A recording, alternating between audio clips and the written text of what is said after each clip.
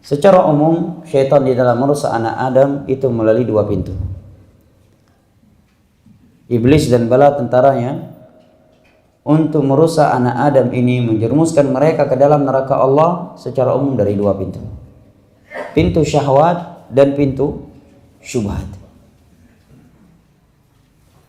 Pintu syahwat dan pintu syubhat. Dan yang paling berbahaya adalah pintu syahwat, pintu syubhat. Karena kalau syahwat, seorang mukmin sejauh manapun dia dari Allah Jalla wa'ala dan sekeras apapun hatinya, dia akan menyadari bahwa maksiat yang sedang ia lakukan bukanlah sebuah ketaatan dan sesuatu yang dimurkai oleh Allah. Tidak ada seorang mukmin bertakarub kepada Allah dengan zina, ada? Mudah-mudahan saya masuk surga dengan masuk ke diskotik, enggak ada. Dan oleh karena itu pelaku maksiat semakin lanjut usianya semakin berkurang maksiatnya. Tapi kalau syubhat tidak. Kenapa? Karena dia meyakini itulah sebuah kebenaran. Di awal waktu, di awal-awal dia sekedar pengekor, kemudian semakin lanjut usianya dia akan menjadi dedengkotnya. Itulah syubhat. Nah, secara umum upaya iblis dan bala tentaranya dalam merusak anak Adam, menjerumuskan mereka dalam neraka Allah adalah dari dua pintu ini, syahwat dan syubhat. Dan Allah menerangkan di dalam Al-Qur'anul Karim dua senjata bagi seorang mukmin untuk melawan dua senjata iblis dan bala tentaranya di atas. Di antaranya Allah berfirman dalam surat Alif Lam Mim Sajadah. Allah berfirman, wa ja'alna minhum a'immatan yahduna bi amrina lamma sabaru wa kanu bi ayatina yuqinun. Dan kami telah menjadikan dari mereka a'immah yahduna bi amrina, panutan-panutan, imam-imam, orang-orang yang kokoh dalam agama yang dapat dijadikan sebagai panutan. Lamma sabaru, tatkala mereka bersabar, wa kanu bi ayatina yuqinun, dan mereka itu terhadap ayat-ayat kami yakin. Kata Sufyan ibnu Uyainah yang masyhurnya dari Syekhul Islam, sebenarnya sebelum Syekhul Islam telah dikatakan oleh Sufyan ibnu Uyainah, beliau menyatakan fabis sabri wal ilmi wal yaqini tunalul imamatu fid din. Dengan sifat sabar dan ilmu agama, kekokohan dalam agama itu akan diperoleh. Ketika syaitan menjerumuskan di seorang hamba ke dalam syubhat, maka tidak akan mungkin hamba ini terangkat dari pintu atau jurang syubhat tersebut kalau bukan dengan ilmu agama. Kalau bukan dengan ilmu agama, tidak akan mungkin dia akan meninggalkan penyimpangan tersebut kalau bukan karena penjelasan ilmiah. Sebagai contoh misalkan Khawarij di masa Ali bin Abi Thalib dan Utsman bin Affan radhiyallahu anhu. Kita sebagai orang yang datang jauh dari masa para sahabat Nabi yang penuh dengan maksiat, penuh dengan kebodohan, secara akal kita yang pendek ini kayaknya sangat keji seorang itu membunuh sahabat Nabi, kan begitu kan? Sungguh sangat keji kalau ada orang yang berani membunuh sahabat Nabi. Tapi rupanya ada. Utsman bin Affan radhiyallahu anhu, Amirul Mukminin, khalifah, menantu Nabi sallallahu alaihi wasallam yang telah menikahi dua putri Nabi sallallahu alaihi wasallam, dibunuh oleh seorang yang penuh dengan ibadah, menjaga salat malam, menjaga puasa sunnah, ibadah sunnah, penghafal Al-Quran dan hadis. Ali bin Abi Thalib juga demikian. Beliau dibunuh ketika keluar dari rumahnya untuk salat subuh. Ditusuk oleh seorang yang bernama Abdurrahman bin Muljim, seorang yang ahli ibadah. Dia berjenggot juga, berpenampilan sunnah juga. Dia ahli salat, ahli puasa, ahli Al-Quran. Secara akal sehat kan tidak mungkin ya. Mungkin kalau ada preman bunuh ustadz ya itu mungkin hal yang walaupun kacau ya ada sisi lumrah lah dikit, ya kan? Ya. Mungkin habis kena bintang 10 dia kan nggak tahu ini Ustadz, dia nampaknya buaya. Rupanya setelah sadar baru tahu Ustadz rupanya. Efek daripada bintang 10 tadi. Ini yang membunuh seorang yang ahli agama. Dan dia bertaqarrub kepada Allah dengan membunuh Utsman bin Affan dan Ali bin Abi Thalib radhiyallahu anhu. Kenapa bisa jamaah? Karena syubhat tadi. Sehingga sebelum Ali bin Abi Thalib, Abdullah bin Abbas radhiyallahu anhu meminta izin kepada Ali bin Abi Thalib untuk mendatangi mereka kaum Khawarij di pusat mereka Al-Harura. Ingin memberikan pencerahan kepada mereka. Maka Ali bin Abi Thalib menasihati, jangan. Utsman bin Affan saja sudah dibunuh oleh mereka. Aku khawatir terhadap nyawamu. Maka Abdullah bin Abbas menyatakan, tidak mengapa. Allah yang akan menjamin. Allah yang akan menjaga saya. Saya akan pergi seorang diri. Maka beliau pun bergegas dengan penampilan yang sangat bersih dan berwibawa. Kemudian beliau mendebati mereka. Beliau lemparkan beberapa pertanyaan. Dikarenakan beberapa pertanyaan beliau tersebut membuat mereka bertobat sekian ribu. Sebagian riwayat disebutkan 3.000. Sebagian riwayat disebutkan 4 atau 5.000. Dikarenakan beberapa pertanyaan yang beliau lemparkan kepada mereka. Yang mana Ali bin Abi Thalib telah memerangi mereka sekian tahun. Dan tidak ada di antara mereka yang bertobat dalam satu waktu sebanyak itu. Tapi ketika Abdullah bin Abbas radhiyallahu anhu mendebati mereka, di antara pertanyaan yang beliau lemparkan kepada mereka, hal fikum sahabi min ashabi Nabi sallallahu alaihi wasallam, apakah di tengah-tengah kalian ada seorang sahabat Nabi sallallahu alaihi wasallam? Maka mereka tidak bisa menjawab. Dan sekian pertanyaan yang lain membuat mereka bertobat di satu waktu yang sama 3.000 orang. Kekuatan ilmu jamaah. Maka kalau orang yang jatuh ke dalam syubhat, dia akan mungkin dia akan meninggalkan syubhat penyimpangan tersebut kecuali setelah dia mendapatkan penjelasan ilmu yang benar. Seperti sebagian orang misalkan ada yang memiliki pemahaman keyakinan kalau sudah sampai tingkat di ma'rifat yang sangat tinggi, dia bisa keluar dari aturan-aturan Allah Jalla wa Ala yang masih berlaku bagi orang-orang yang berada di tingkat syariat yang di bawah. Disebutkan oleh para ulama dalam pembahasan akidah bahwa ada yang berkeyakinan demikian. Di antara dalil yang disalahgunakan dalam hal ini adalah firman Allah, wa'bud rabbaka hatta ya'tiyakal yaqin. Beribadahlah engkau kepada Rabbmu sampai kamu yakin. Berarti kalau sudah betul-betul yakin, sudah betul-betul ma'rifah, tidak betul lagi beribadah. Ini syubhatnya. Ini masih menempel di kepalanya. Bagaimana dia akan meninggalkan ajaran tersebut? Wa'bud rabbaka hatta ya'tiyakal yaqin. Ditambah lagi dengan kisah Khidir dan Musa alaihissalam. Tuh Khidir wali Allah, nggak ngikut syariat Nabi Musa alaihissalam dan seterusnya. Ini tidak akan mungkin meninggalkan penyimpangan dan pemahaman tersebut kalau belum mendapatkan penjelasan yang benar. Rupanya setelah dijelaskan bahwa ini maksud dengan al-yakin dalam ayat tadi adalah kematian. Sebagaimana dalam surat Al-Mudaththir, ma salakakum fi saqar, qalu lam nakum minal musallin wa lam nakun nut'imul miskin wa kunna nakhudhu ma'al khaidin wa kunna nukadzibu biyaumiddin. Hatta atanal yaqin, adalah kematian. Sebagaimana tafsir ayat ini terhadap ayat di atas dan tafsirnya mereka para sahabat Nabi serta ulama tafsir.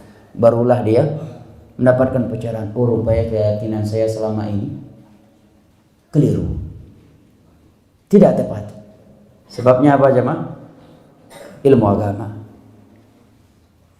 Tetapi kalau iblis dan bala tentara merusak anak Adam dari pintu syahwat, maka di situ tidak ada yang bisa mencegah seorang hamba untuk jatuh ke dalam syahwat tersebut kecuali sifat sabar. Di situ butuhnya sabar. Di depannya sudah ada pintu zina dan sudah terbuka. Dia sudah dihadapkan dengan pintu zina. Pintu zina sudah terbuka. Pintu uang haram sudah terbuka. dan tidak ada yang dia takuti, tidak ada yang menghalanginya. Nah, di situ nggak manfaat 30 juz Al-Quran, ya. Tidak manfaat untuk bilang, ya akhi, riwayat Imam Muslim begini. Nggak manfaat riwayat Bukhari dan Muslim, riwayat Abu Dawud, Tirmidzi, kalau dia tidak punya sifat sabar. Ya. Walaupun dia sudah hafal 30 juz Al-Quran, walaupun dia mungkin sudah hafal Sahih Bukhari, sudah menghafal Al-Ummahat As-Sittah, sudah ngaji puluhan tahun, akan jatuh ke dalam maksiat tersebut tatkala dia tidak sabar, tidak menahan dirinya untuk bermaksiat kepada Allah Jalla wa Ala karena takut kepada Allah Jalla wa Ala. Wa amma man khafa maqama rabbih wa nahaa an-nafsa 'anil hawa fa innal jannata hiyal ma'wa. Di situ yang dibutuhkan adalah sifat sabar. Bagaimana caranya? Tipsnya agar kita bisa bersabar dan mencegah diri kita agar tidak terjerumus ke dalam sebuah maksiat yang pintunya sudah terbuka di hadapan kita. Maka jawabannya, sebab yang sangat besar dan paling utama adalah mengingat akan kematian. Apa jadinya saya kalau kematian datang di saat saya melakukannya?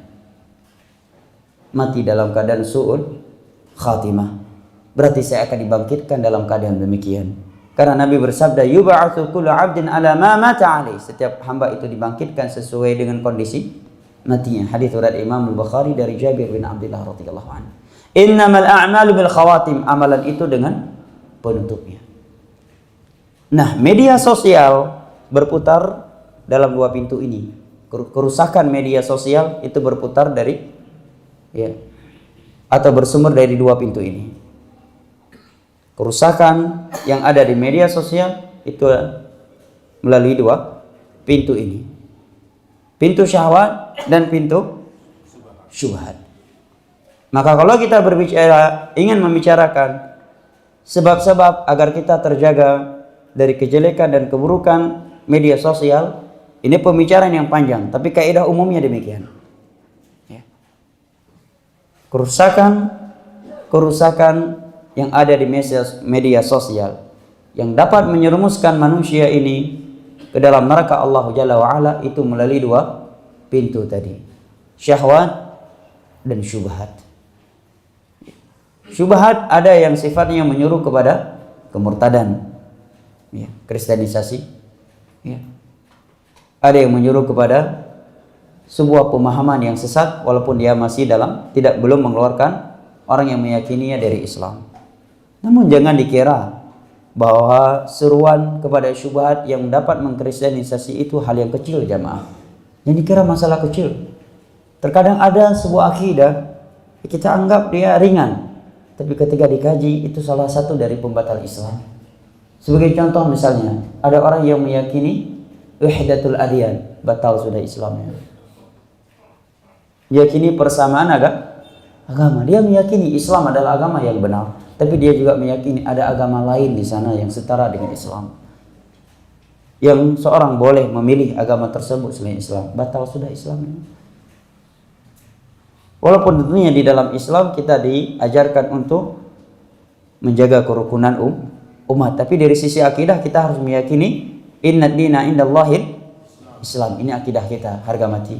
Lakum dinukum waliyadin. Walaupun dalam Islam kita diajarkan akhlak adab sesama tetangga kita yang berbeda agama, rincian non muslim di dalam Islam yang telah dipraktekkan oleh Nabi ketika beliau di Mekah dan di Madinah, yang di dalamnya ada Nasara, Yahudi, Majusi dari selain kaum muslimin. Tapi dari sisi akidah, inna dina indallahil Islam, harga mati. Ini akidah baku kita. Lakum dinukum waliyadin. Wa man yabtaghi ghairal islami dinan falan yuqbala minhu wa huwa fil akhirati minal khasirin. Ini akidah baku kita. Betapa banyak orang yang memiliki paham demikian. Pada para ulama membahas bahwa di antara nawaqidul Islam adalah berkeyakinan demikian. Syubhat, jemaah, sangat mengerikan. Nauzubillah, seorang jatuh ke dalam sebuah syubhat, akhirnya dia berkeyakinan dengan sebuah keyakinan yang dapat membatalkan Islamnya, kemudian dia mati di atas syubhat itu, bertemu dengan Allah Jalla wa'ala dengannya. Itu jauh lebih berbahaya daripada dia bertemu dengan Allah dengan sebuah maksiat yang dia belum bertobat darinya. Karena yang namanya maksiat selama masih di bawah kekufuran, dia pasti masuk surga. Pasti masuk surga. Walaupun ada kemungkinan dia akan dimasukkan terlebih dahulu ke dalam neraka. Dan masih ada kemungkinan besar dia akan mendapatkan syafaat Nabi SAW atau Allah memaafkannya tanpa memasukkannya terlebih dahulu ke dalam neraka Allah, karena firman-Nya, "Innallaha la yaghfiru an yushraka bih wa yaghfiru ma duna dzalika liman yasha." Sesungguhnya Allah tidak akan pernah mengampuni dosa kesyirikan, dan tetapi Allah akan mengampuni dosa di bawah syirik. Dosa-dosa di bawah syirik bagi siapa yang ia kehendaki. Di dalam hadis qudsi riwayat Imam Tirmidzi dari Anas bin Malik radhiyallahu anhu, Allah berfirman, "Ya bani Adam, law ataitani biqarabil ardi khataaya thumma laqitani la tusyriku bi syai'an la laqituka biqarabiha maghfirah." Wahai anak Adam, kalau kalian menghadap kepadaku membawa dosa seluas dunia. Coba bayangkan, dosanya seluas dunia, bukan seluas Bali. Seluas dunia, bagaimana dosanya berarti? Bagaimana maksiatnya? Maksiat yang dia bawa bertemu dengan Allah seluas dunia. Luar biasa berarti maksiatnya. Tetapi dia bertemu dengan Allah tidak membawa kekufuran, kesyirikan, akidah yang membatalkan Islamnya. Dia tidak membawa itu. Maka kata Allah, aku pun akan memberikan kepadamu ampunan seluas dunia pula. Nah, di medsos jamaah seruan-seruan kepada hal-hal yang dapat membatalkan Islam, yang dibahasakan oleh sebagian kita seruan kepada kristenisasi, pemurtadan, itu luar biasa. Luar biasa. Apa kiranya kalau anak kita tidak punya ilmu agama? Sekarang di zaman kita aja sekarang entah apa-apa namanya. Macam-macam namanya. Ada namanya Facebook, Twitter, dan yang lain. Nah, 20 tahun ke depan anak kita, ya, mungkin dipegang bisa menjadi, ya, connect ke internet. Ya, meja yang disentuh connect ke internet. Ya. Di zaman kita aja luar biasa sekarang masalah teknologi ini. Apa kiranya 20 tahun ke depan, yang Nabi menyebutkan di akhir zaman perzinahan itu betul-betul tersebar. Sekarang di zaman kita aja berapa banyak tempat bukan lelaki yang menggoda wanita, tapi wanita yang menggoda laki-laki. Apa kiranya 20 tahun ke depan? Sekarang ada media sosial yang namanya ini, namanya itu. 20 tahun ke depan, 30 tahun ke depan, kalau anak kita tidak ditanamkan akidah yang kuat, memiliki bimbingan ilmu agama, apakah kita tidak khawatir mereka jatuh ke dalam berbagai syubhat yang na'udzubillah kalau syubhat-syubhat tersebut dapat mengeluarkan mereka dari akidah Islamiyah. Demikian pula dengan syahwat. Betapa banyak pintu-pintu yang menjerumuskan ke dalam syahwat di media sosial. Ya. Maka secara kaidah umum tadi, ya, keburukan-keburukan yang itu timbul di media sosial secara umum dari jalur dua pintu ini, syahwat dan syubhat. Dan secara umum agar pintu ini tertutup dan kita tidak terjerumus ke dalamnya adalah dengan dua hal. Apabila iblis dan bala tentaranya membuka pintu syahwat, maka tidak ada obat yang lebih atau senjata yang lebih jitu daripada kesabaran. Tapi apabila iblis dan bala tentara yang membuka pintu syahwat, syubhat, maka tidak ada yang dapat menyelamatkan kita dengan izin Allah Jalla wa'ala selain dari ilmu agama jamaah.